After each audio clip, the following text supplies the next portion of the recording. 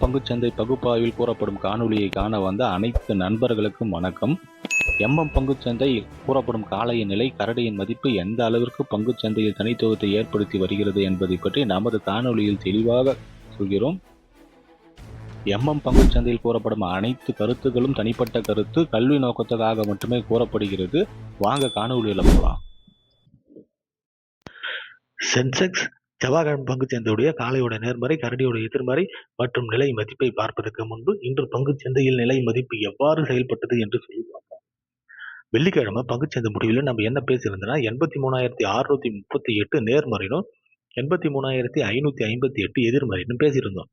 இன்று பங்குச்சந்தையோட துவக்கம் 83,435. இது ஒரு எதிர்மறையான துவக்கம் தான். துவக்கம் கிடைச்ச உடனே காளைகள் எதிர்மறையிலிருந்து நேர்மறைக்கு மேலே போற மாதிரி முயற்சி பண்றாங்க. அங்கு கரடிகள் தடுத்து நிறுத்தி எதிர்மறைக்கு கீழே கரடியோட இலக்கு 1 83,432 என்ற நிலையை அடைகிறாங்க. இலக்கு 1லிருந்து இலக்கு 2 83,162 என்ற நிலையை அடைகிறாங்க.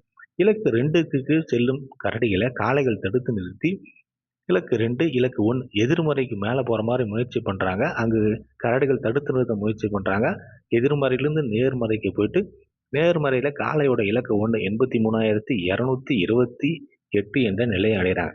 இன்று பங்குச்சந்தையோட முடிவு இலக்கு 2ற்கு கீழ் 83,962 என்ற நிலையில் பங்குச்சந்தை முடிவடைகிறது. இதை பொறுத்து நாளைய பங்குச்சந்தையுடைய காளையோட நேர்மறை மற்றும் எதிர்மறையை நம்ம பார்ப்போம்.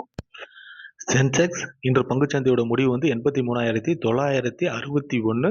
இதை பொறுத்து நாளைய பங்குச்சந்தையுடைய காலையோட நேர்மறை 84,138, இலக்கு 1 84,432, இலக்கு 2 84,788.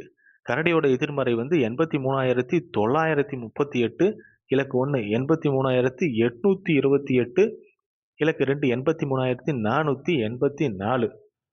பங்குச்சந்தை பகுப்பாய்வில் கூறப்படும் கருத்துக்கள், நிலை மதிப்புகள் உங்களுக்கு பிடித்திருந்தால் லைக், ஷேர், சப்ஸ்கிரைப் பண்ணுங்க.